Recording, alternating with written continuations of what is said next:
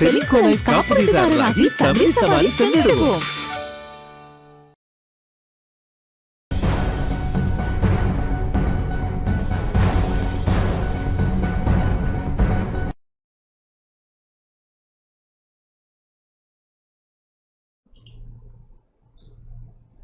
வணக்கம். டான் தமிழொலியின் இரவு நேர பிரதான செய்தி அறிக்கையோடு இணைந்திருக்கும் நான் ஜெகநாதன் சஜித். முதலில் தலைப்புச் செய்திகள்.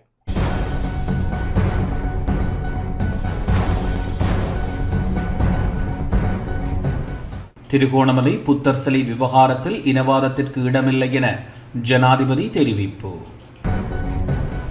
புத்தர் சிலைகளை அகற்ற போலீசாருக்கு என்ன உரிமை உள்ளது என எதிர்க்கட்சித் தலைவர் கேள்வி. தமிழ் அரசியல் கைதிகளை விடுதலை செய்யுங்கள் என துரைராசா ரவிகரன் வலியுறுத்தல். கஜேந்திரகுமார் எம்பியின் குற்றச்சாட்டிற்கு பாதுகாப்பு பிரதியமைச்சர் மறுப்பு. கிளிநொச்சி கரச்சி பிரதேச சபையின் தேசிய மக்கள் சக்தியின் 6 உறுப்பினர்கள் இன்றைய அமர்வில் இருந்து வெளிநடப்பு. கொட்டகலை மேஃபீல்ட் தோட்ட தொழிலாளர்கள் இன்று எதிர்ப்பு நடவடிக்கை. பாதாள குழுக்களுடன் தொடர்புகளை பேணியவர்களை வெளிப்படுத்த தயார் என அமைச்சர் ஆனந்த விஜயபால தெரிவிப்பு. தொடர்பது முதன்மை செய்தி.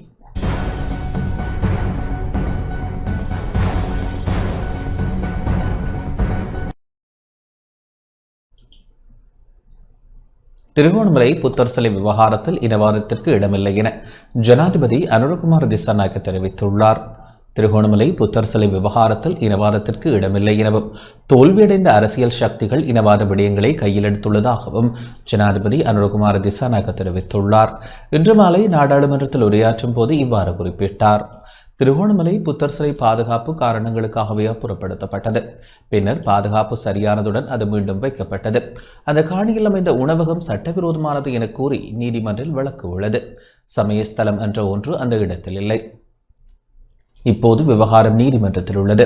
இதனை இனவாதமாக்க இடமளிக்க மாட்டேன். இந்த நாட்டில் பௌத்த மக்களும் அதற்கு இடமளிக்க மாட்டார்கள். யாரும் இனவாத தீயை மூட்டவிட மாட்டோம். ஜனநாயகத்திற்கு விரோதமாக செய்வதற்கு எதுவும் இல்லை. நேர்மறை எண்ணங்களை நாம் வளர விடுவதில்லை.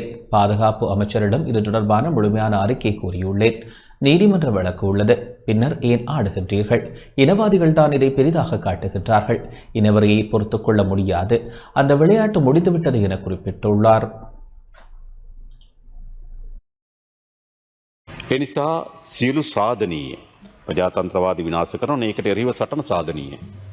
වංචා දූෂණ කරනවා නම් ඒකට එරෙහිව සටන සාධනීය. ආර්ථිකය බිඳ වැටෙනවා නම් ඒකට එරෙහිව සටන.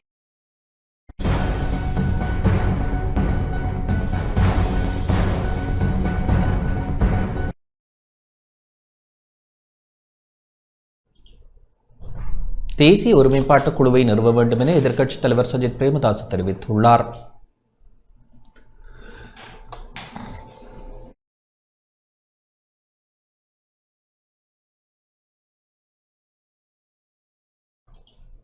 புத்தர் சிலைகளை அகற்ற போலீசாருக்கு என்ன உரிமை உள்ளது என எதிர்க்கட்சித் தலைவர் சஜித் பிரேமதாஸ் கேள்வி எழுப்பியுள்ளார். நாடாளுமன்றில் இன்று உரையாற்றிய போதே அவர் இந்த கேள்வியை முன்வைத்தார். 1951 විහාරස්ථානයේ ආරම්භ වෙලා තියෙනවා. திருகோணமலை ஜெயந்தி போதிராஜ விகாரை 1951 விகாரை ஆரம்பிக்கப்பட்டுள்ளது. 2010 பௌத்த அலுவல்கள் திணைக்களத்தில் பதிவு செய்யப்படுகிறது. 2014 புனித பூமி பத்திரம் கிடைக்கிறது. அதனைத் தொடர்ந்து உருவான நெருக்கடி நிலையின் போது புத்தர் சிலையை அகற்றும் பொறுப்பு போலீசாருக்கு வழங்கப்படுகிறது. புத்தர் சிலைகளை அகற்ற உங்களுக்கு என்ன உரிமை இருக்கிறது? தவறை புரிந்து கொண்டு மீண்டும் கொண்டு வந்து அந்த புத்தர் சிலைகளை வைத்துள்ளார்கள். பௌத்த மதத்திற்கு அளிக்கப்படும் முதன்மையான இடம், அதேபோல் மற்ற மதங்களுக்கு வழங்கப்படும் உரிய மரியாதை, பாராட்டு, அங்கீகாரம் என்று வரும்போது இந்த சூழ்நிலைகளுக்கு மத்தியில் நாம் நம்புகிறோம். உடனடியாக செயல்படும் வகையில் ஒரு தேசிய ஒருமைப்பாட்டு குழு நிறுவப்பட வேண்டும். இந்த நாட்டின் ஜனாதிபதி செயல்பட வேண்டும். இப்போது இதுபோன்ற பிரச்சனைகள் எழும்போது இவற்றை போலீசாரிடம் ஒப்படைத்து தீர்வு காண முடியாது. நாட்டின் தலைவர் இந்த பிரச்சனைகளை தீர்க்கும் பொறுப்பை ஏற்க வேண்டும். இலகுவான பிரச்சனை அல்ல என்பதை ஏற்றுக்கொள்கிறேன். ஏனென்றால் நான் நம்புகிறேன் மற்ற மதங்களில் இதுபோன்ற பிரச்சனைகள் வரும்போது நாங்கள் அவற்றை பற்றி பேசினோம்.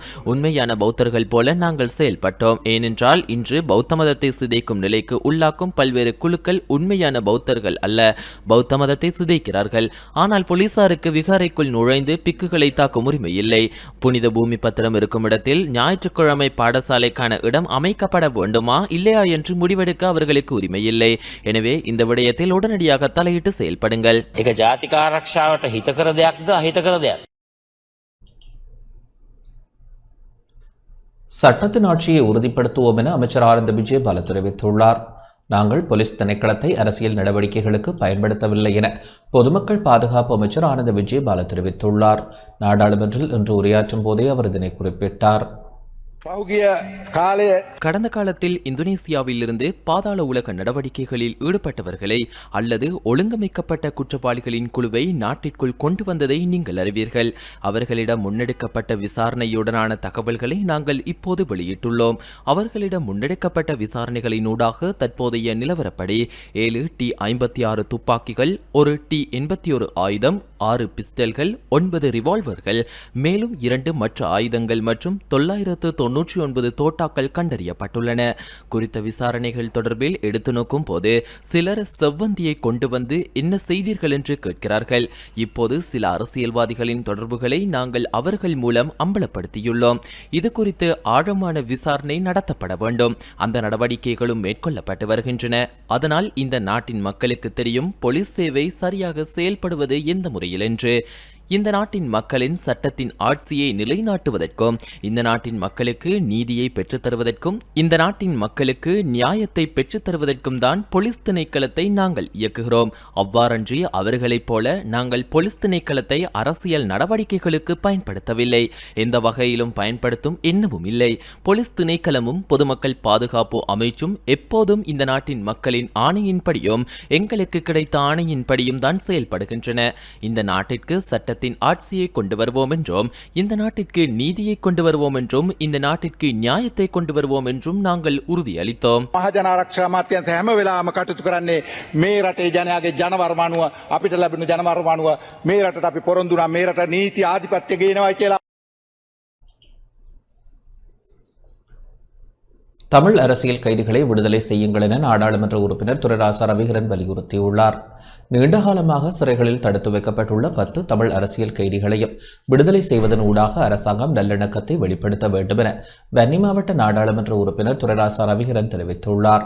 நாடாளுமன்றத்தில் இடம்பெற்ற நீதி மற்றும் தேசிய ஒருமைப்பாட்டு அமைச்சு மீதான குழுநிலை விவாதத்தில் இவ்வாறு குறிப்பிட்டார். தற்போதும் 10 தமிழ் அரசியல் கைதிகள் பயங்கரவாத தடுப்பு சட்டத்தின் கீழ் 15 தொடக்கம் 30 ஆண்டுகளாக சிறையில் பாடுகின்றனர்.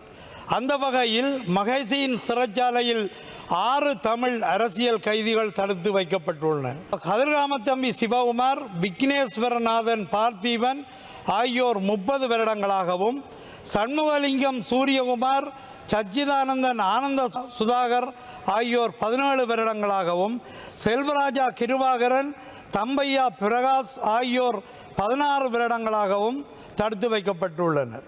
அதேபோல மகர சிறைச்சாலையில் தமிழ் அரசியல் கைதிகள் 2 தடுத்து வைக்கப்பட்டுள்ளனர். ஜோன்சன் கொலின் வெலண்டினோ என்பவர் 17 வருடங்கள், தங்கவேலு நிமலன் 16 வருடங்கள் தடுத்து வைக்கப்பட்டுள்ளனர். இதேவேளை வெலிக்கடை சிறைச்சாலையில் கிருஷ்ணசாமி ராமச்சந்திரன் என்பவர் 22 வருடங்களாக தமிழ் அரசியல் கைதியாக தடுத்து வைக்கப்பட்டுள்ளதுடன், தும்பரை சிறைச்சாலையில் AH உமர் கட்டப் என்னும் அரசியல் கைதி ஒருவரும் 16 ஆண்டுகளாக சிறை வைக்கப்பட்டுள்ளார். சிறைகளிலே தமது இனிமையான இளமை காலங்களை தொலைத்துவிட்டு எஞ்சியுள்ள தமது வாழ்க்கை காலங்களையும் சிறை கம்பிகளுக்கு பின்னாலேயே தொலைத்து விடுவோமோ என்ற தமது விடுதலைக்கான ஏக்கங்களுடன் இவர்கள் காத்திருக்கின்றனர். அத்தோடு கடந்த 10 ஆண்டுகளில் மற்றும் 11 தமிழ் அரசியல் கைதிகளில் இறந்துள்ள துயர சம்பவங்களும் இடம்பெற்றுள்ளன. தற்போது சிறைகளில் உள்ள கைதிகளையும் விடுவிப்பதற்கு நடவடிக்கை எடுக்காது விட்டால் அத்தகைய அவலங்களே அரங்கேறும் வாய்ப்புகளும் உள்ளன. தடுத்து வைக்கப்பட்டுள்ள 10 அரசியல் கைதிகளையும் நல்லெண்ண அடிப்படையில் தாமதமின்றி விடுதலை செய்ய இந்த உயரிய சபையினரை கோருகின்றேன். இதேவேளை கடந்த 14 ஆண்டுகளுக்கு மேலாக தமிழ் அரசியல் கைதியாக தடுப்பு காவல் மற்றும் கடுங்காவல் சிறை தண்டனைகளை அனுபவித்து பின்னர் விடுதலை செய்யப்பட்டிருந்த திருமதி செல்வகுமார் சத்யலீலா என்பவருக்கு 23ஆம் ஆண்டு மேன்முறையீட்டு நீதிமன்றினால் மரண தண்டனை விதிக்கப்பட்டுள்ளது. இந்த தீர்ப்பினை மறு ஆய்வுக்கு உட்படுத்துமாறு அவர் உச்சநீதிமன்றத்தை நாடியுள்ளார். சத்யலீலாவுக்கு மனிதாயமான பொது மன்னிப்பு வழங்குமாறு கோருகின்றேன். தாண்டியடி மாவீரர் துயிலுமில்லத்தை விடுவிக்க நடவடிக்கை எடுக்க வேண்டும் என நாடாளுமன்ற உறுப்பினர் இளையதம்பி ஸ்ரீநாத் தெரிவித்துள்ளார். இந்த மாவீரர் துயிலும் இல்லங்கள் தாண்டியடி மிக முக்கியமாக அதை ஒரு 5 ஏக்கர் காணி இருக்கின்றது. அதில் ஒரு சிறு பகுதியையாவது விடுவித்து அந்த விடயத்தை நாங்கள் செய்யும்படி மாவட்ட அபிவிருத்தி குழு கூட்டத்தில் அமைச்சரோட கவனத்தை கொண்டு வந்திருந்தும் கூட அதற்கான செயற்திட்டங்கள் ஆரம்பிக்கப்பட்டதுக்கான எந்த விதமான சமிஞ்சைகளும் கிடைக்கப்பெறவில்லை. அந்த மக்கள் தங்களுடைய பிரதேசத்திலே தங்களுடைய உறவுகள் அந்த தூக்கத்தை அனுஷ்டிப்பதற்கான சந்தர்ப்பத்தை ஏற்படுத்த கொடுக்க முடியாத விட அதை எவ்வாறு எல்லோருக்குமான சம நீதியாக நாங்கள் எடுத்துக்கொள்வது என்பதை நாங்கள் பார்க்க வேண்டும். சட்டவிரோத பாவனை மற்றும் சட்டவிரோத மண்ணகழ்வு, சட்டவிரோத மீன்பிடி, இந்த விடயங்கள் கட்டுப்பாட்டிலும் இல்லை. உதாரணமாக மட்டக்களப்பு மாவட்டத்தை எடுத்துக்கொண்டால் இன்றும் பல விடயங்களை மேற்கொண்டும் பொதுமக்கள் பாதுகாப்பு அமைச்சர் வந்திருந்தார். நாங்கள் கூட பல நடவடிக்கைகளை முன்வைத்திருந்தோம். ஆளணி பற்றாக்குறை என்ற பல விடயங்கள் கூறப்பட்டு சட்டவிரோத மண்ணகழ்வுகளும் சட்டவிரோத மது உற்பத்திகளும் தொடர்ந்து நடந்து கொண்டிருக்கின்றன. பிரதேச சபைகளின் ஊடாக நாங்கள் பல விடயங்களை மக்கள் பிரதிநிதிகளாக முன்னெடுக்கின்ற பொழுது போலீசில் இருந்து போதிய ஆளணி பற்றாக்குறையினால் தேவையான அளவு வசதிகளை வழங்குவதிலே பாரிய நெருக்கடி இருக்கின்றது. மிக முக்கியமாக நீங்கள் ஆளணி மடத்தை பெருக்கிக் கொள்ள வேண்டும் என்பதில் நாங்களும் உடந்தையாக இருக்கின்றோம். இந்த விடயத்திலே பெண் போலீஸ் அதிகாரிகள் தமிழ் பகுதியிலே மிக குறைவாக இருக்கின்றார்கள். அந்த விடயத்திலே நீங்கள் முக்கியமான கவனம் செலுத்த வேண்டும். இந்த விடயத்தை மாவட்ட அபிவிருத்தி குழு கூட்டத்தில் கூறிய போது அதை பெற்றுக்கொள்வதில் மிக சிரமம் இருப்பதாக பொதுமக்கள் அமைச்சர் கூறியிருந்தார். இந்த விடயங்களுக்காகத்தான் நான் அன்றும் சொன்ன விடயம், இந்த மாகாண சபைகளிலே போலீஸ் அதிகாரம் வழங்கப்பட வேண்டும், அவற்றின் ஊடாகவும் இந்த விடயங்கள் முன்னெடுக்கப்பட வேண்டும் என்ற விடயங்களை நாங்கள் வலியுறுத்தி. பாதுகாப்பு தரப்பினர் மீது போதைப்பொருள் தொடர்பில் கஜேந்திரகுமார் எம்பி ஆதாரமற்ற குற்றச்சாட்டுகளை சுமத்துவதாக சே திலகநாதன் எம்பி தெரிவித்துள்ளார். வடக்கில் உள்ள பாதுகாப்பு தரப்பினர் மீது போதைப்பொருள் கடத்தல் தொடர்பில் நாடாளுமன்ற உறுப்பினர் கஜேந்திரகுமார் பொன்னம்பலம் ஆதாரமற்ற குற்றச்சாட்டுகளை சுமத்துவதாக தேசிய மக்கள் சக்தியின் வன்னி மாவட்ட நாடாளுமன்ற உறுப்பினர் சே திலகநாதன் தெரிவித்துள்ளார். வரவு செலவு திட்ட விவாதத்தில் உரையாற்றும் போதே அவர் இதனை குறிப்பிட்டார். குறிப்பிடப்பட்ட பல்வேறு கருத்துக்கள் இந்த எலும்பில்லா நாக்கினால் சொல்லப்பட்ட பொய்கள் நான் நினைக்கின்றேன். அண்மையிலே தற்போது குறிப்பிட்டிருந்தார், உண்மையிலே மனவேதனை அளிக்கின்றது. வடக்கில் கிழக்கில், அதாவது வடக்கிலே வாழுகின்ற இராணுவத்தினரும் கடற்படையினரும் விமானப்படையினரும் போதைப் பொருட்கடத்தலில் ஈடுபடுகின்றார்கள் என்று உண்மையிலேயே அந்த பிரதேசத்தை சேர்ந்தவன் என்ற வகையிலும் அந்த மக்களுடன் ஒன்றாக வாழுகின்றவன் என்ற வகையிலும் அந்த மக்களுடன் பழகுகின்ற என்ற வகையிலும் அவ்வாறு எந்த விதமான தகவல்களும் எனக்கு கிடைக்கவில்லை. நான் நினைக்கின்றேன் அந்த உறுப்பினர் வன்னிக்கு வந்து நான் நினைக்கின்றேன் பல வருடங்களாக இருக்கலாம். ஆதாரமற்ற பொய்களையும் தெரிவிக்கும் போது அந்த இராணுவத்தினருடைய குடும்பத்தினருக்கும் ஏனைய கடற்படை விமானப்படை போன்றவர்களின் குடும்பத்தின உறுப்பினர்களுக்கு எவ்வாறான ஒரு மன உளைச்சல் வரும் என்றதை அவர் நினைத்து கூட பார்க்கவில்லை.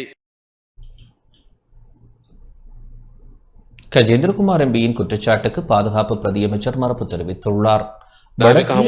முப்படையினரின் செயற்பாடுகளை மையமாக கொண்டு ஒட்டுமொத்த முப்படையினரையும் போதைப்பொருள் நடவடிக்கையின் பின்னணியில் உள்ளதாக கூற முடியாது என பாதுகாப்பு பிரதியமைச்சர் மேஜர் ஜெனரல் அருண ஜெயசேகர தெரிவித்துள்ளார்.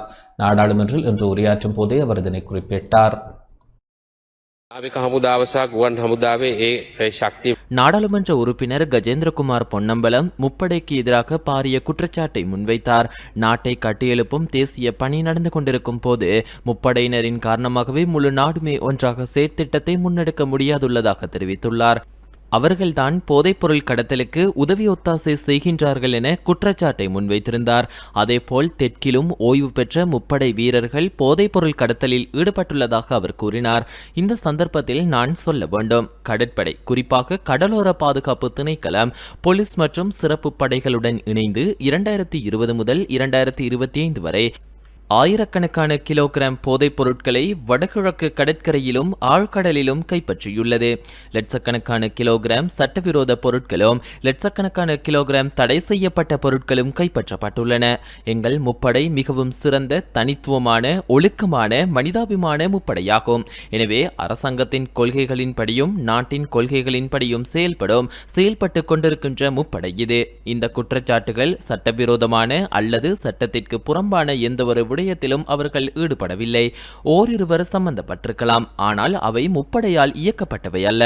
மேலும் குறிப்பாக இந்த சந்தர்ப்பத்தில் நான் சொல்ல வேண்டும், வடகிழக்கில் அதிக எண்ணிக்கையிலான இராணுவ வீரர்கள் இருப்பதாக கூறிய ஒரு குடிமகனுக்கு 2 இராணுவ வீரர்களை எண்ணி பார்த்ததாக அவர் கூறினார். நான் இங்கு சொல்ல வேண்டும், வடக்கில் உள்ள காரைத்தீவு என்ற கிராமத்தில் அல்லது அந்த பிரதேச செயலாளர் பிரிவின் சில கிராம சேவகர் பிரிவுகளில் இருந்து இராணுவ முகாம்களை அகற்ற வேண்டாம் என்று எனக்கு தனிப்பட்ட முறையில் கடிதம் அனுப்பப்பட்டுள்ளது. அந்த கடிதத்தை நான் சபையில் சமர்ப்பிக்கிறேன். நீங்கள் அதை பார்க்கலாம். இந்த முகாம்கள் அங்கு இருப்பதால் அங்கு வாழும் தமிழ் மக்களுக்கு மிகவும் பாதுகாப்பான வாழ்க்கையை வாழக்கூடிய சூழல் உருவாக்கப்பட்டுள்ளது. இதன் காரணமாக திருட்டு, போதைப்பொருள் பாவனை மற்றும் போதைப்பொருள் கடத்தல் போன்றவை முற்றிலுமாக ஒழிக்கப்பட்டுள்ளன. 147 பேர் கையெழுத்திட்டு எனக்கு கடிதம் அனுப்பியுள்ளனர். எனவே எங்கள் முப்படை கடந்த காலங்களில் மிகப்பெரிய மாபெரும் பணியை செய்துள்ளது. நாட்டை பயங்கரவாதத்திலிருந்து விடுவிப்பதில் போர்களில் ஈடுபட்டு ஒரே இரவில் மனிதாபிமான பணிகளாக மாறிய ஒரு சிறப்பு முப்படை இது. எனவே மனிதாபிமான மனப்பான்மையுடன் இந்த நாட்டின் குடிமக்களின் வாழ்க்கையை பாதுகாக்கவும் தேசிய பாதுகாப்பை உறுதிப்படுத்தவும் குறிப்பாக இதில் ஈடுபட்ட முப்படை இது. அதேபோல் விமானப்படை, கடற்படை, இராணுவம் ஆகியவை நாட்டின் மக்களின் பாதுகாப்பை உறுதிப்படுத்தவும், பிராந்திய ஒருமைப்பாட்டை உறுதிப்படுத்தவும், தனிப்பட்ட பொருளாதார மண்டலத்தை பாதுகாக்கவும், அவசர நிலைகள் மற்றும் பேரிடர்களுக்கு மனிதாபிமான உதவிகளை வழங்கவும், மேலும் விமானப்படை குறிப்பாக இலங்கை வான்பரப்பு மற்றும் கடல் பகுதியில் ரோந்து செல்லவும், போதைப்பொருள் கடத்தலை கண்காணிக்கவும், சட்டவிரோத மீன்பிடி தொடர்பான பல தகவல்களை வழங்கவும் கடுமையாக உழைக்கிறது. විශිෂ්ට ත්‍රිවිධ හමුදාවක්. இனவாதமற்ற புதிய அரசியல் கலாச்சாரம் உருவாகும் என்ற நம்பிக்கையில் வாக்களித்த தமிழ் மக்கள் இன்று அரசினால் ஏமாற்றப்பட்டிருக்கின்றனர் என யாழ்ப்பாண பல்கலைக்கழக மாணவர் ஒன்றியம் தெரிவித்துள்ளது. மாற்றம் என்று சொல்லி இனவாதமற்ற புதிய அரசியல் கலாச்சாரம் உருவாகும் என்ற நம்பிக்கையில் வாக்களித்த தமிழ் மக்கள் இன்று அரசினால் ஏமாற்றப்பட்டிருக்கின்றனர் எனவும் 76 வருட காலமாக இந்த நாட்டில் இதுதான் நடந்தேறியிருக்கின்றது எனவும் யாழ்ப்பாண பல்கலைக்கழக மாணவர் ஒன்றியம் தெரிவித்துள்ளது. இந்த யாழ்ப்பாண பல்கலைக்கழகத்தில் இடம்பெற்ற ஊடக சந்திப்பில் மாணவர் ஒன்றிய பிரதிநிதிகள் கருத்து வெளியிட்டனர். மாற்றம் என்று சொல்லி ஒரு புதிய அரசியல் கலாச்சாரம் இனவாதமற்று உருவாகும் என்று நம்பியதற்கு முற்றுமுழுதான ஒரு ஏமாற்றமாகவே தமிழ் மக்களுக்கு இருந்திருக்கின்றது. 76 வருட காலமாக, இது இன்றில்லை நேற்றில்லை, 76 வருட காலமாக தமிழ் மக்கள் இப்படித்தான் ஏமாற்றப்பட்டு வந்திருக்கின்றார்கள். சட்டமுரணாக தமிழர் தாயகத்தில் வைக்கப்பட்டிருந்த புத்தர் சிலை அகற்றப்பட்ட பின் பாராளுமன்றத்தில் மீண்டும் நிறுவோம் என்று குறிப்பிடுகின்ற செயல் எதை காட்டுகின்றது என்றால், எந்த அரசாங்கம் மாறி மாறி ஆட்சிக்கு வந்தாலும் இந்த ஒரு விடயம் மட்டும் என்றைக்குமே மாறாது. அதாவது சிங்கள இனத்தின் பேரினவாத போக்கு என்பது எப்போதுமே மாறாது என்கின்ற ஒரு விடயத்தினையே இது எங்களுக்கு திட்டவட்டமாக கூறுகின்றது. இது மட்டுமில்லாமல் பாதுகாப்பு காரணமாக கருதி இந்த புத்தர் சிலை அகற்றப்படுகின்றது என்று சொல்லுகின்ற விடயம் தமிழ் மக்களை சிங்கள மக்களிடத்தில் தொடர்ச்சியாக தீயவர்களாக, அதாவது தமிழ் மக்களை வில்லனாக போற்றை வென்ற விதம். இந்த விதம் தொடர்ச்சியாக இதுக்கு முன்னால் இருந்த ஆட்சியாளர்கள் கைப்பிடித்தவே இப்போ இருக்கக்கூடிய ஆட்சியாளர்கள் கைப்பிடிச்சு கொண்டிருக்கிறோம். சிங்கள மக்கள் விளங்கிக் கொள்ள வேண்டிய விஷயம் என்னென்றால், தமிழர்களாகிய நாங்கள் என்றைக்குமே எந்த ஒரு வழிபாட்டுக்கும் எதிரானவர்கள் இல்லை. புத்த மதத்தையும் புத்தர்களுடைய தத்துவத்தையும் நாங்களும் மதிக்கின்றோம். நாங்கள் வழிபாட்டுக்கு எதிரானவர்கள் இல்லை. ஆனால் நீங்கள் வழிபாடு என்ற பெயரிலே திட்டமிட்ட ஆக்கிரமிப்புகளால் தமிழருடைய நிலங்கள் பறிபோவதை நாங்கள் நிச்சயமாக ஏற்றுக்கொள்ள முடியாது. இல்லை, மிக முக்கியமாக நான் சொல்ல வேண்டுமே என்னமெண்டா, தமிழ் மக்களுடைய நிலங்கள், தமிழருடைய பூர்வீகம் கேள்விக்குறியாக்கப்படுவதை நாங்கள் என்றைக்குமே ஏற்றுக்கொள்ள இயலாது. தமிழருடைய தொல்லியல் ரீதியான நிலம் ஆக்கிரமிக்கப்படுவதை நாங்கள் ஏற்றுக்கொள்ள முடியாது. தமிழர்களுடைய குடியேற்ற பெறம்பல் மாற்றப்படுவதை நாங்கள் ஏற்றுக்கொள்ள முடியாது. தமிழர்களுடைய இனவீதம் திட்டமிட்டு மாற்றப்படுவதை நாங்கள் ஏற்றுக்கொள்ள முடியாது. திருகோணமலை கடற்கரையில் புத்தர் சிலை நிறுவப்பட்டமையை தமிழ் மக்கள் கூட்டணி மிகவும் வன்மையாக கண்டிப்பதாகவும், பௌத்த சிங்கள பேரினவாத ஆக்கிரமிப்பு தொடர்பாகவும் தமிழ் மக்கள் கூட்டணியின் உப செயலாளர் மணிவண்ணன் தெரிவித்துள்ளார். யாழ்ப்பாணத்தில் இன்று ஊடகங்களுக்கு கருத்து வெளியிடுகையில் இவ்வாறு குறிப்பிட்டார். தமிழ் மக்கள் மிகச் செறிவாக வாழுகின்ற, தமிழ் மக்கள் மிக அதிகமாக வாழுகின்ற இந்த திருகோணமலை நகரிலே இவ்வாறு அடாவடித்தனமாக சட்டவிரோதமாக ஒரு புத்தர் சிலை ஒன்று வைக்கப்படுமாக இருந்தால் அது சிங்கள பௌத்த பேரினவாதத்தினுடைய திணிப்பாக, அது தமிழ் மக்களுடைய பண்பாட்டின் மீது திணிக்கப்படுகின்ற ஒரு திணிப்பாகத்தான் நாங்கள் இதை பார்க்கின்றோம்.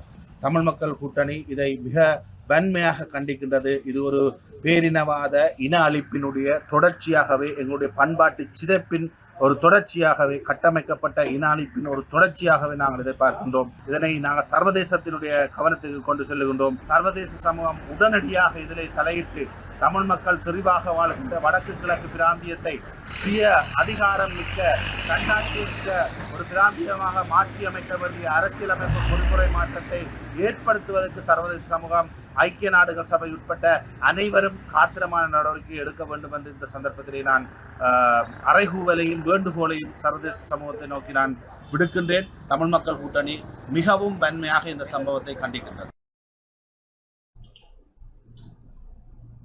கிளிநொச்சி கரைச்சி பிரதேச சபையின் 6 உறுப்பினர்கள் இன்று சபை அமர்வில் இருந்து வெளிநடப்பு செய்தனர்.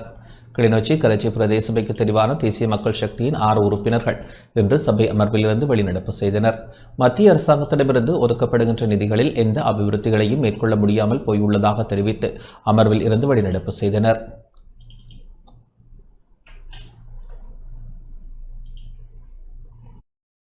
தமிழிசை கட்சி தலைமைங்கிற கூட்டங்கள் எல்லாமே இலங்கை முழுக்கம் இருக்கிற அந்த சபைகள் எல்லாமே அவர்கள் இனக்கலவரங்களை மூட்டுற வகையான இதாகத்தான் இருக்கு.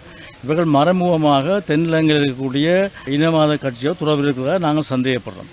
எங்களுக்கு ஒரு பரவலான பிரச்சனை என்னென்னு கேட்டால், இவர்கள் எல்லோருமே ஒரு உழைப்புவதற்காகவே வந்து சபையில் இருக்கிறார்கள் தான் எங்களுக்கு விளங்குது. இவர்கள் மரமுமாக கொந்தராத்து செய்கிறதுகள் பல்வேறுபட்ட பிரச்சனைகள் இருக்கு. இந்த பிரதேச சபையில் எங்களுக்கு நம்பிக்கை இல்லை. ஆகவே நாங்கள் ஆளுநர் கோரிக்கை வைக்கிறோம். இந்த பிரதேச சபை கலைக்கணுன்ற கோரிக்கையை நாங்கள் முன்மொழிகிறோம். இந்த பிரதேச சபை கலைக்கப்பட்டு ஆளுநருக்கு அந்த சட்டங்கள் கொண்டுவரப்பட்டு ஆளுநரால் நடத்தப்பட வேண்டும் என்னுடைய கோரிக்கை. மழைக்காலம் நெருங்குகின்றது. பாலங்கள், வீதிகள் அபிவிருத்தி செய்யப்பட வேண்டும்.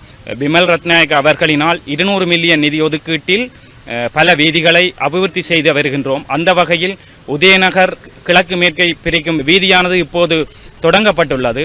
அப்படிப்பட்ட வீதிகளில் மிஞ்சுகின்ற நிதியை வைத்து போக்குகளை அபிவிருத்தி செய்வதற்காகத்தான் இந்த அனுமதி கேட்டிருந்த நேரத்தில் தவிசாளரால் அனுமதி மறுக்கப்பட்டது. இந்த பிரதேச சபை நீதி இல்லாமல் இயங்குவதால் இந்த பிரதேச சபை நிச்சயமாக கலைக்கப்பட வேண்டும் என்பதே எனது கோரிக்கை. மாவட்ட உயிர்க்குழு கூட்டத்திலே ஒரு 14 பாலங்களை அமைப்பதற்கான நிதி ஒதுக்கீட்டை மத்திய அரசினூடாக செய்வதற்கு ஆயத்தமாக இருந்த வேளையிலே கௌரவ கதிக்க பிரதேசனுடைய தவிசாளர் அவர்கள் தான் அந்த பாலங்கள் அமைப்பதற்கு மறுப்பு தெரிவித்திருந்தார். இந்த மறுப்பு தெரிவித்ததற்கான குரல் பதிவுகளும் மாவட்ட செயலகத்திலே இருக்கின்றன. எங்களிடமும் அந்த பதிவுகள் இருக்கின்றன. இருந்த போதும் குரல் பதிவுகளை ஏற்றுக்கொள்ள முடியாது. நான் அவ்வாறு ஆன கருத்துக்களை கூறவில்லை. ஆகவே நான் இந்த அபிவிருத்தி நடவடிக்கைகளுக்கு தடையாக இருக்க மாட்டேன், நான் அப்படி கூறவில்லை என்று சொல்லி ஒரேடியாக மறுத்து மீண்டும் இந்த சபையிலே நம்மளது உறுப்பினர் வரை இந்த விடயங்களை கதைத்ததற்காக அவரை சபையிலிருந்து இடைநிறுத்துவாக 1 மாதத்துக்கு இடைநிறுத்துவாக தீர்மானித்தார். மீண்டும் இந்த இனவாத அலைகளை தூண்டி மக்களை குழப்பி அதனூடாக இன வெறியை ஏற்படுத்துகிற மாதிரியான செயற்பாடுகளைத்தான் கொண்டிருக்கின்றார்கள். உண்மையில் இது கண்டிக்கத்தக்கது. திருகோணமலை கந்தளாய் பிரதேச சபையில் நிதி முறைகேடு இடம்பெற்றதாக முன்னாள் தவிசாளருக்கு எதிராக போலீசில் முறைப்பாடு செய்யப்பட்டுள்ளது. திருகோணமலை கந்தளாய் பிரதேச சபைக்கு சொந்தமான 2 மில்லியன் ரூபாவை முறைகேடாக பயன்படுத்தியதாக ஸ்ரீலங்கா பொதுஜன பெரமுன கட்சியின் முன்னாள் பிரதேச சபை தவிசாளருக்கு எதிராக போலீசில் முறைப்பாடு செய்யப்பட்டுள்ளது. தமிழ் தேசிய மக்கள் சக்தியை பிரதிநிதித்துவப்படுத்தும் கந்தளாய் பிரதேச சபையின் உபதலைவர் சனத் பியரத்ன மற்றும் சபை உறுப்பினர்கள் இணைந்து இந்த முறைப்பாடு தொடர்பாக முறைப்பாடு செய்துள்ளனர். கந்தளாய் பிரதேச சபைக்கு சொந்தமான ஜேசிபி இயந்திரத்தை பழுது பார்ப்பதற்காக பல்வேறு ஆவணங்களை மீண்டும் சமர்ப்பித்து அண்ணளவாக 2 மில்லியன் ரூபாய் மோசடி செய்யப்பட்டுள்ளதாக சபை உறுப்பினர்கள் குற்றம் சாட்டியுள்ளனர்.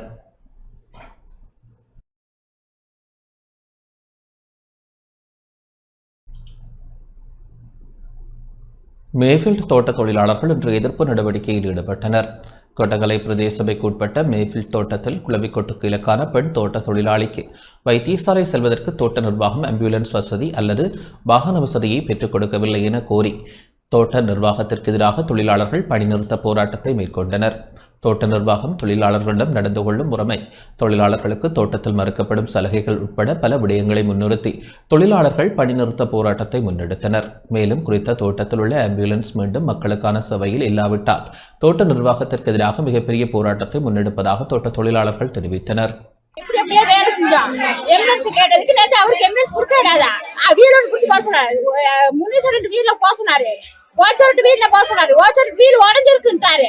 அப்ப நாங்க எந்த வீட்டுல கொண்டு போறது? அந்த உயிருக்கு மோசம் பண்ணி நாங்க எங்க யாருக்கு பதில் சொல்றது?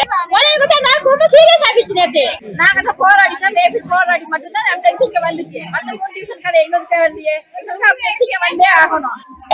இங்க ஆஸ்பத்திரி இங்க ஆளுகளுக்கு ஒரு வருத்தம்னா எங்களுக்கு கொண்டு போக வாகனம் இல்ல.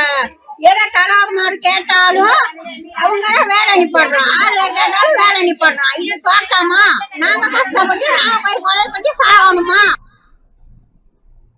மன்னார் கடற்கரை ஓரங்களில் மீண்டும் பிளாஸ்டிக் துகள்கள் கரையொதுங்கி வருகின்றன. சீரற்ற காலநிலை காரணமாக தென்பகுதி கடற்கரை ஓரங்களில் கரையொதுங்கிய பிளாஸ்டிக் துகள்கள் தற்போது வடக்கு கடற்கரை ஓரங்களில் கரையொதுங்கும் நிலையில் தற்போது மன்னார் கடற்கரை ஓரங்களிலும் கரையொதுங்கி வருகின்றன. வடக்கு கரையோரம் சார்ந்த பகுதிகளில் மன்னார், பேசாலை, காட்டாஸ்பத்திரி, சிறுத்தோப்பு ஆகிய கரையோரங்களில் குறித்த பிளாஸ்டிக் துகள்கள் கரையொதுங்கி வருகின்றன. அண்மையில் இந்த சமுத்திரத்தில் கேரளா பகுதியில் விபத்திற்குள்ளான கப்பலில் காணப்பட்ட பிளாஸ்டிக் துகள்கள் மன்னார் கடற்கரையோர பகுதிகளில் கரையொதுங்கிய நிலையில் அவற்றை அகழ்வு செய்யும் நடவடிக்கை முன்னெடுக்கப்பட்டது. இந்நிலையில் பிளாஸ்டிக் துகள்கள் தற்போது மீண்டும் மன்னார் கடற்கரையோர பகுதிகளில் கரையொதுங்கி வருகின்றன.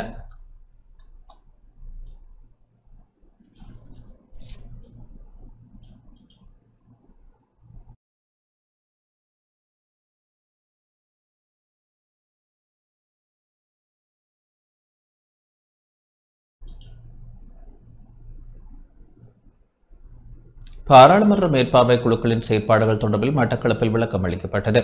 பாராளுமன்ற மேற்பார்வை குழுக்களின் செயற்பாடுகள் தொடர்பில் அரசு உத்தியோகத்தர்கள், சிவில் செயற்பாட்டாளர்களை அறிவுறுத்தும் செயலமர்வு இன்று மட்டக்களப்பில் இடம்பெற்றது. மகா ஆய்வு நிலையத்தின் ஏற்பாட்டில் செயலமர்வு இடம்பெற்றது. கிழக்கு மாகாணத்தில் உள்ள அரசு திணைக்களங்களில் கடமையாற்றும் தொடர்பாடல் பிரிவு உத்தியோகத்தர்கள், சிவில் சமூக செயற்பாட்டாளர்கள் என பலர் செயலமர்வில் கலந்து கொண்டனர். பாராளுமன்ற மேற்பார்வை குழுக்களின் செயற்பாடுகள் தொடர்பில் பொதுமக்கள் மத்தியில் விழிப்புணர்வை ஏற்படுத்தும் வகையில் செயலமர்வு இடம்பெற்றது. மகா ஆய்வு நிலையத்தின் இணைப்பாளர் JM அசார் தலைமையில் இடம்பெற்ற செயலமர்வில் ஊவா சக்தி நிலையத்தின் பணிப்பாளர் நடேசன் சுரேஷ் பிரதான வளவாளராக கலந்து கொண்டு விளக்கம் அளித்தார்.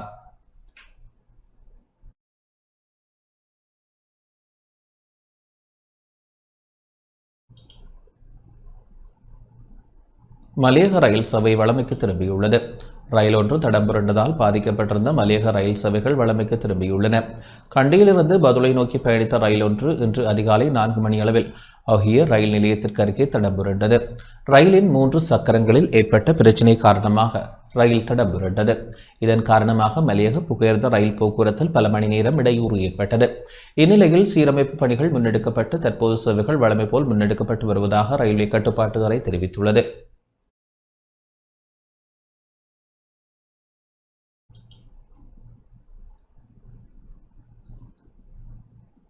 பாதாள குழுக்களுடன் தொடர்புகளை பேணியவர்களை வெளிப்படுத்த தயார் என அமைச்சர் ஆனந்த விஜயபால தெரிவித்துள்ளார்.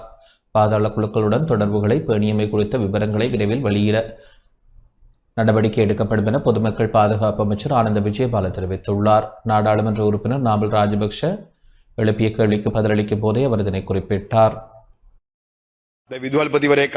திருகோணமலை விடயத்தை எடுத்து நோக்கும் போது 2 பிக்குகள் தாக்கப்பட்டுள்ளனர். அவர்களை தாக்கியவர்கள் கைது செய்யப்பட்டனரா என வினவ விரும்புகின்றேன்.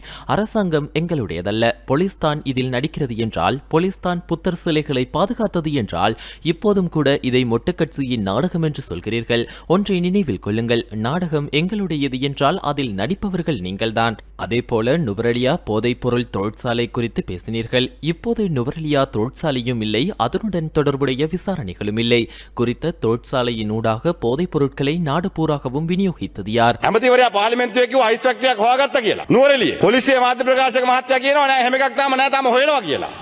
அதற்கு பதிலளித்த பொதுமக்கள் பாதுகாப்பு அமைச்சர் ஆனந்த விஜயபால, போதைப் பொருள் பற்றி பேசுகின்றீர்கள். நாங்கள் நீதியை நேர்மையாக செயல்படுத்தியுள்ளோம். இவர்களது பாதாள உலக தொடர்புகளும் கூட இந்தோனேசியாவிலிருந்து கொண்டு வரப்பட்டவர்கள் மூலம் இப்போது வெளிச்சத்துக்கு வந்துள்ளன. அதனால் இது குறித்தும் இப்போது விசாரணை நடந்து கொண்டிருக்கிறது. அதனால் இங்கே வந்து உங்கள் காலத்தில் பாதாள உலக குழுக்களை வளர்த்து போஷித்து அதனூடாக அதிகாரத்தை நிலைநாட்டினீர்கள். இந்த நாட்டில் எல்லோருக்கும் தெரியும் உங்கள் தந்தை யாரை தழுவினார் என்று. இப்போது இங்கே வந்து உங்களது தொடர்புகள் குறித்தும் இப்போது உங்களது தொடர்பு பற்றியும் தொடர் விசாரணையை நாங்கள் முன்னெடுத்துச் செல்வோம். இந்த நாட்டில் அனைவரும் இதனை அறிந்துள்ளனர். புதிதாக சொல்ல எதுவும் இல்லை. அரசியலை பயன்படுத்துகிறார்கள். நீங்கள் பாதாள உலக தொடர்புகளை பேணி வந்தீர்கள். இப்போது அந்த தொடர்பை நாங்கள் அடுத்தடுத்து சொல்கிறோம், விசாரித்து சொல்கிறோம். இங்கே வந்து வெறுடனே மற்றவர்களை நோக்கி விரல் நீட்ட முயற்சிக்க வேண்டாம். திசைக்காட்டியில் உள்ள எவரும் போதைப்பொருள் கடத்தலில் ஈடுபடவில்லை. நான் கஞ்சா சுரங்கத்தை பற்றியும் சொல்வேன். சொத்தி உப்பாலியின் மகன் யாரிடம் வேலை செய்கிறான் என்பதையும் என்னால் சொல்ல முடியும். அதனால் இங்கே வந்து திசைக்காட்டியை நோக்கி விரல் நீட்ட முடியாது. இந்த நாட்டு மக்களுக்கு நன்றாக தெரியும் திசைக்காட்டி யாருக்காக வேலை செய்கிறது என்று. இந்த நாட்டு மக்களுக்காக, போதைப் பொருள் கடத்தல்காரர்களுக்காக அல்ல. நீங்கள் இங்கே வந்து தினமும் திசைக்காட்டி அரசை நோக்கி விரல் நீட்ட வேண்டாம். மக்களுக்கு நன்றாக தெரியும். மக்கள் விரட்டி அடித்தார்கள். இப்போதும் இதுதான் இந்த அரசாங்கம். சரியா? இந்த நாடு மட்டுமல்ல, உலகமே அறியும். அதனால் இங்கே வந்து சேறு பூச முயற்சிக்கிறார்கள். சரியா? நேர்மையான ஆக்கப்பூர்வமான விமர்சனம் செய்ய முடியாமல் போனால் வந்து சேறு பூசுகிறார்கள். இந்த விஷயங்கள் தேவைப்பட்டால் நாங்கள் உண்மையை குறித்து விசாரணை முன்வைக்கிறோம். நீங்கள் செய்வது அதுதான். அதனால் இங்கே வந்து அதிகாரிகளை இழிவுபடுத்துகிறார்கள். நேர்மையாக வேலை செய்யும் அதிகாரிகளை இழிவுபடுத்துகிறார்கள். காலையில் இருந்து எதிர்க்கட்சி செய்வது அதுதான். ஆக்கப்பூர்வமான விமர்சனம் செய்ய முடியவில்லை. ரவி செனவிரத்ன அமைச்சக செயலாளரை இழிவுபடுத்துகிறார். ஷானியா பேசேகரவை இழிவுபடுத்துகிறார்கள். போலீஸ் மா அதிபரை இழிவுபடுத்துகிறார்கள். ஆனால் போதைப் பொருள் குற்றவாளிகள், மோசடி செய்பவர்கள், லஞ்சம் மற்றும் ஊழலில் ஈடுபட்டவர்கள் பலர் சிறை செல்லும் போது அல்லது விசாரணைகள் நடக்கும் போது இப்படி தொடர்ந்து சேறு பூசுகிறார்கள். இதுதான் இவர்களது முறையாக உள்ளது. நாங்கள் இந்த நாட்டு மக்களுக்கு அளித்த எந்த ஒரு வாக்குறுதியையும் நிறைவேற்ற நாங்கள் ஒருபோதும் பின்வாங்க மாட்டோம். அதேபோல் இனவாதத்துக்கும் மதவாதத்துக்கும் இடமளிக்க மாட்டோம் என்பதையும் இந்த சந்தர்ப்பத்தில் மீண்டும் மீண்டும் வலியுறுத்துகிறோம். செய்திகள் தொடர்கின்றன. காணி பிரச்சனையை விட தேசிய பாதுகாப்பிற்கு முக்கியத்துவம் வழங்கப்பட வேண்டும் என நளின் பண்டார தெரிவித்துள்ளார். வடக்கில் உள்ள தனிமனித பிரச்சனையான காணி பிரச்சனையை விட தேசிய பாதுகாப்பிற்கு முக்கியத்துவம் வழங்கப்பட வேண்டும் என நாடாளுமன்ற உறுப்பினர் நளின் பண்டார தெரிவித்துள்ளார். நாடாளுமன்ற சபாநாயகர் ஜெகத் விக்ரமரத்ன தலைமையில் கூடியது. இதன்போது அவர் இதனை குறிப்பிட்டார்.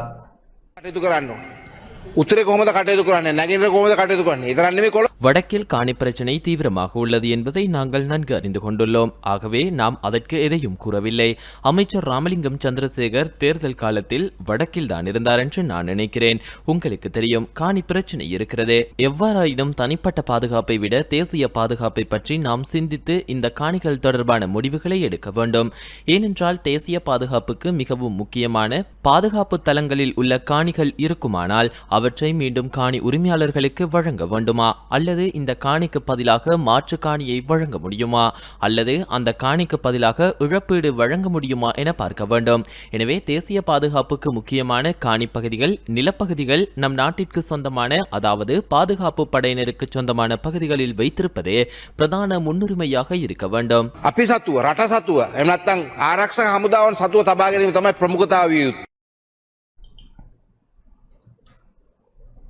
தேசிய பாதுகாப்பு உறுதிப்படுத்தப்பட்டுள்ளது என பாதுகாப்பு பிரதியமைச்சர் அருண் ஜெயசேகர தெரிவித்துள்ளார். அரசியல் மற்றும் பாதுகாப்பு ஸ்திரத்தன்மை என்பது பொருளாதார நிலைத்தன்மைக்கு கட்டாயமானது என பாதுகாப்பு பிரதியமைச்சர் மேஜர் ஜெனரல் அருண் ஜெயசேகர தெரிவித்துள்ளார். நாடாளுமன்றில் இன்று உரையாற்றிய போதே அவர் இதனை குறிப்பிட்டார். Political and security stability is a mandatory for our economic stability, as we all are aware.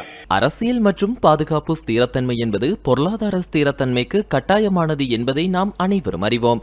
கடந்த சில வருடங்களுக்கு முன்பு நாங்கள் ஒரு மோசமான காலத்தை சந்தித்தோம். உங்களுக்கு தெரியும், எங்கள் தேசிய பாதுகாப்பு அச்சுறுத்தப்பட்டது. குறிப்பாக சமூக அமைதியின்மையுடன் உயிர்த்த ஞாயிறு கொண்டு தாக்குதல்களும் தேசிய பாதுகாப்புக்கு பேரழிவுகரமான விளைவுகளை ஏற்படுத்தியது. அரசியலமைப்புக்கு எதிரான வழிமுறைகள் மூலம் ஆட்சி மாற்றங்கள் ஏற்பட்டன. எல்லாவற்றுக்கும் மேலாக மிக முக்கியமானது அதிகாரப்பூர்வ ஊழல், பாரிய அளவிலான ஊழல், அரச அளவில் நடந்த ஊழல் தேசிய பொருளாதாரத்தின் ஸ்திரத்தன்மைக்கும் தேசிய பாதுகாப்புக்கும் மிகப்பெரிய அச்சுறுத்தலாக இருந்தது. நாட்டை கட்டியெழுப்பும், பாதுகாக்கும், அதன் இலக்குகளையும் அபிலாஷைகளையும் அடைவதற்கு செய்வதற்கான செயல்முறையில் ஆளுகைக்கு ஒரு முக்கிய பங்குள்ளது. அபிலாஷைகள் பூர்த்தி செய்யப்படாத போது அல்லது கவனிக்கப்படாத போது இந்த சமூக அமைதியின்மை வெளிப்படுகிறது. 2022ஆம் ஆண்டில் நாங்கள் அனுபவித்தது அதுதான். எனவே அரச பாதுகாப்பை உறுதி செய்வதும் பயனுள்ள ஆளுகையும் நாட்டின் பொருளாதார ஸ்திரத்தன்மைக்கும் முன்னேற்றத்திற்கும் முக்கியமான ஒன்றுடன் ஒன்று தொடர்புடைய 2 காரணிகளாகும். அரச பாதுகாப்பு என்பது ஒரு நாட்டின் இறையாண்மை, பிராந்திய ஒருமைப்பாடு மற்றும் குடிமக்கள் மற்றும் நிறுவனங்களின் பாதுகாப்பை வெளிப்புற மற்றும் உள் அச்சுறுத்தல்களிலிருந்து பாதுகாப்பதை உள்ளடக்கியது.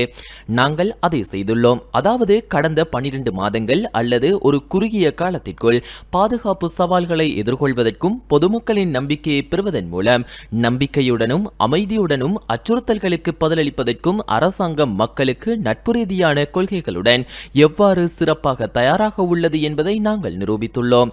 பாதுகாப்பு மற்றும் பாதுகாப்புக்கான போதுமான நிதி ஒதுக்கீடு மற்றும் வளங்களை கவனமாக கையாளுதல் ஆகியவை தேசத்தின் பாதுகாப்பை உறுதிப்படுத்த மிகவும் அவசியம். நாங்கள் இந்த நாட்டில் ஒவ்வொரு சமூக பிரிவின் பாதுகாப்பையும் உறுதிப்படுத்தியுள்ளோம். குறிப்பாக தேசிய பாதுகாப்பு கவுன்சிலை நாங்கள் 2 வாரங்களுக்கு ஒருமுறை கூட்டி இந்த அனைத்து பிரச்சினைகளையும், தேசிய பிரச்சினைகளையும், சமூக பிரிவுகளிலிருந்து எழும் பிரச்சினைகளையும் விவாதித்து அந்த கொள்கைகள், உத்திகள் மூலம் எடுக்க வேண்டிய முடிவுகளில் நாங்கள் உரிய முடிவுகளை எடுக்கின்றோம். நாம் அனைவரும் அறிவோம், பல தசாப்தங்களுக்கு முன்னர் வடக்கில் நெருக்கடி இருந்ததால் நாங்கள் நிலப்பரப்பை மையப்படுத்திய ஒரு தற்செயல் உத்தியை நோக்கி சென்றோம். ஆனால் இப்போது நாங்கள் எங்கள் உத்தியை கடல் ஆதிக்க விழிப்புணர்வை நோக்கி மாற்றி அமைக்கிறோம். அதாவது மிக முக்கியமான கடல் ஆதிக்க விழிப்புணர்வின் முக்கியத்துவத்தை நாங்கள் அடையாளம் கண்டுள்ளோம். கடல்சார் பாதுகாப்பும் கூட எம்முடைய நாட்டின் பொருளாதாரத்திற்கு முக்கியத்துவம் வாய்ந்ததாகும். අපි කටයුතු කරන්නේ. අපි සියලු දෙනාම දන්නවා ගරු නියෝජ්‍ය කතානායකතුමනි, we were oriented with the land continental strategy about many decades ago since we had the crisis up north.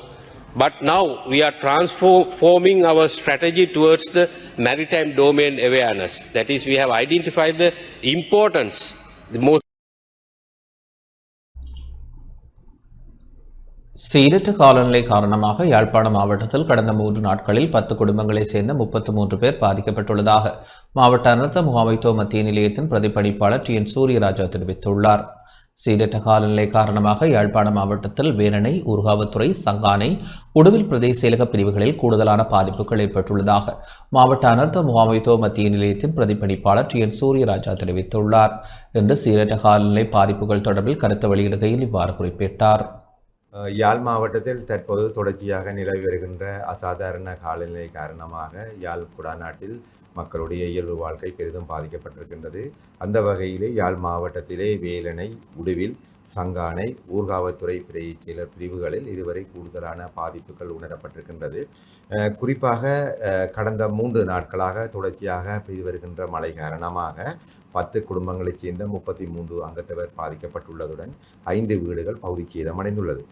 மேலும் கடந்த 3 நாட்களாக 160.8 மில்லிமீட்டர் அளவிலான மழை வீழ்ச்சியானது யாழ் மாவட்டத்தில் கிடைக்கப்பெற்றிருக்கின்றது.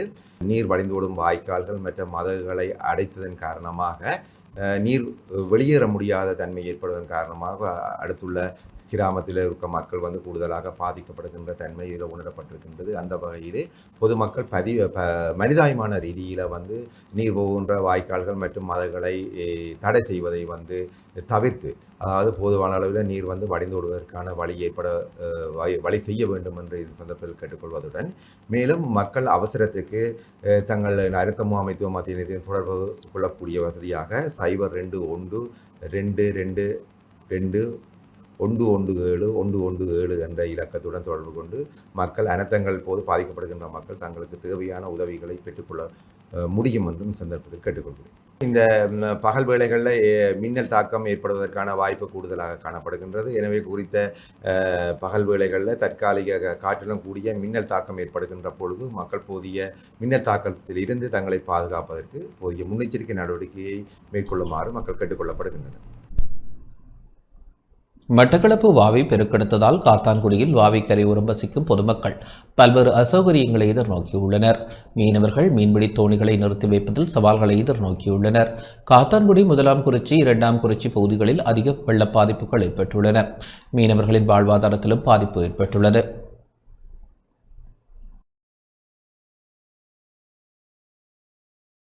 வெள்ளம் பெருகினத்தால் தண்ணி வந்ததால் எங்களுக்கு முதல பிரச்சனை கடுமையாக இருக்குது. இதால் போக்குவரத்துகள் ரொம்ப கஷ்டப்படுற வேலையாக இருக்குது. மீனவர் சோனியை போடுறதுக்கு எல்லாமே இருக்குது. ரோட்டு உலக்காக இருக்குது. ரோட்டில் கடு கஷ்டமாக இருக்குது. ரோட்டில் மக்கள் போய்க்கு வந்துக்கு எல்லாமே இருக்குது. முதல்ல கரை ஏறுது. ஒரு 4-5 முதல்ல வந்துட்டு ஆற்றுக்குள்ளே இப்போ இதால் பெரும் பாதிப்பாக இருக்குது.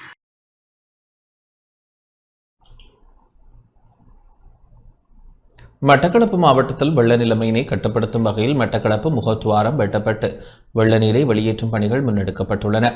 கடந்த சில தினங்களாக மட்டக்களப்பு மாவட்டத்தில் பெய்த கனமழை காரணமாக மாவட்டத்தின் பல பகுதிகளிலும் தாழ்நிலங்களில் உள்ள வயல் நிலங்கள் வெள்ளத்தில் மூழ்கியதோடு கொக்கட்டிச்சோலை பகுதிக்கு செல்லும் மண்முனை பாலம், வவுணதீவு பிரதேசத்திற்கு செல்லும் வலைகிரவு பாலம் ஆகியவற்றின் ஊடாக வெள்ள நீர் பாய்ந்து வந்தது. வவுணதீவு, பட்டிப்பளை, வெல்லாவளி ஆகிய பிரதேச செயலக பிரிவுகளில் அதிகளவான வயல்கள் வெள்ளத்தினால் சூழப்பட்டிருந்த நிலையில் இது தொடர்பில் விவசாய அமைப்புகள் மட்டக்களப்பு மாவட்ட அரசாங்க அதிபரின் கவனத்திற்கு கொண்டு வந்தனர். நேற்று மாலை மாவட்ட செயலகத்தில் இடம்பெற்ற விசேட கலந்துரையாடலை தொடர்ந்து நேற்று மாலை முகத்துவாரம் வெட்டப்பட்டு வெள்ள நீர் வெளியேற்ற தீர்மானம் எடுக்கப்பட்டு அது தொடர்பான பணிகள் முன்னெடுக்கப்பட்டு வந்தன. இன்றைய தினம் முழுமையாக முகத்துவாரம் வெட்டப்பட்டு வெள்ள நீரை வெளியேற்றும் பணி முன்னெடுக்கப்பட்டது. இதனை பார்வையிடுவதற்காக பெருமளவான மக்கள் அப்பகுதிக்கு படையெடுத்தனர். மட்டக்களப்பு முகத்துவாரம் வெட்டும் செயற்பாட்டிற்கு பிரதேசத்தில் உள்ள மீனவ அமைப்புகள் எதிர்ப்பு தெரிவித்திருந்தமை குறிப்பிடத்தக்கது.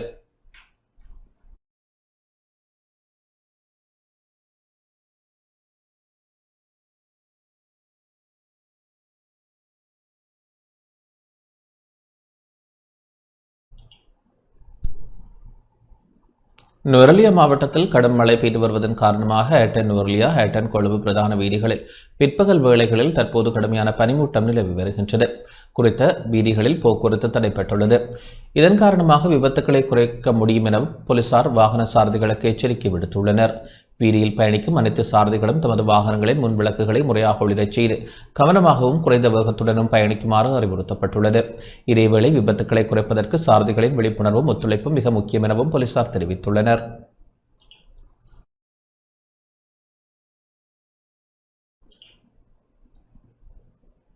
வெளிமடை பொருளந்த ஹந்தே புகுல்பொல பிரதேசத்தில் வெள்ளத்தில் அடித்துச் செல்லப்பட்ட கணவரின் சடலம் இன்று காலை மீட்கப்பட்டதாக போலீசார் தெரிவித்துள்ளனர்.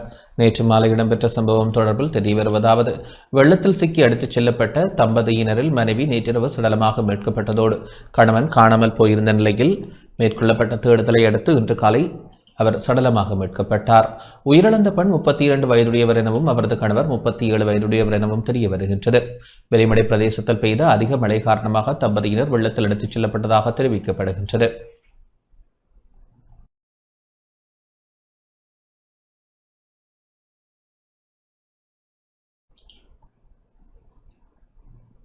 கிளிநொச்சி கண்டாவளை பிரதேச செயலக பிரிவில் சட்டவிரோத மணல் அகழ்வை கட்டுப்படுத்துவது தொடர்பான கலந்துரையாடல் இன்று இடம்பெற்றது. கிளிநொச்சி முல்லைத்தீவு பிரதி போலீஸ் மா அதிபரின் ஏற்பாட்டில் கிளிநொச்சி கண்டாவளை பிரதேச செயலக பிரிவில் சட்டவிரோத மணல் அகழ்வை கட்டுப்படுத்துவது தொடர்பான கலந்துரையாடல் இன்று இடம்பெற்றது. கண்டாவளை பிரதேச செயலகத்தில் இந்த கலந்துரையாடல் மாவட்ட அரசாங்க அதிபர் எஸ் முரளிதரன், கிளிநொச்சி முல்லைத்தீவு மாவட்ட பிரதி போலீஸ் மா அதிபர் ஏ சந்திரசேன, உதவி போலீஸ் அத்தியட்சகர்கள், இராணுவத்தினர், போலீஸ் விசேட அதிரடிப்படையினர், கனியவள திணைக்களத்தினர் மற்றும் வனஜீவராசிகள் திணைக்கள உத்தியோகத்தர்கள், பிரதேச பொது அமைப்புகளின் பிரதிநிதிகளின் பங்கேற்புடன் இடம்பெற்றது. சட்டவிரோத மணல் அகழ்வை கட்டுப்படுத்துவது தொடர்பிலும் சூழலுக்கு ஏற்படும் பாதிப்புகள் தொடர்பிலும் விரிவாக கலந்துரையாடப்பட்டது. கண்டாவளை பிரதேசத்தின் உள்ளே நடைபெறுகின்ற சட்டவிரோத மண் அகழ்வினை கட்டுப்படுத்தும் முகமாக கலந்துரையாடல் ஒன்று ஏற்பாடு செய்யப்பட்டிருந்தது. இந்த சட்டவிரோத மண் அகழ்வை கட்டுப்படுத்தும் முகமாக நாங்கள் விரைவாக எடுக்கப்பட வேண்டிய நடவடிக்கைகள் தொடர்பிலே ஆராயப்பட்டது. அந்த வகையிலே வருகின்ற 26ஆம் தேதி கல்லாறு கிராமத்திலே ஒரு நடமாடும் சேவையை நடாத்தி அந்த கிராம மக்களுடைய அந்த கிராமம் சார்ந்து அவர்கள் எதிர்நோக்கின்ற பிரச்சனைகள், சவால்களுக்கு தீர்வை வழங்கும் முகமாக இந்த நடமாடும் சேவை நடாத்தப்பட இருக்கின்றது. மாவட்டத்தில் இருக்கின்ற முக்கிய அரசு திணைக்களங்கள் அனைத்தும் மற்றும் போலீசார், விசேட அதிரடிப்படையினர் மற்றும் துறை சார்ந்தவர்களுடன் இந்த கிராம மக்களுடைய பிரச்சனைகளை தீர்த்து அவர்கள் சார்பாக அவர்களில் இருக்கின்றவர்கள் இந்த சட்டவிரோத மண் அகழ்விலே ஈடுபடுவதை தடை செய்யும் முகமாக இந்த கலந்துரையாடல் ஏற்பாடு செய்யப்பட்டது. இத்துடன் இந்த செய்தி அறிக்கை நிறைவடைகின்றது. வணக்கம்.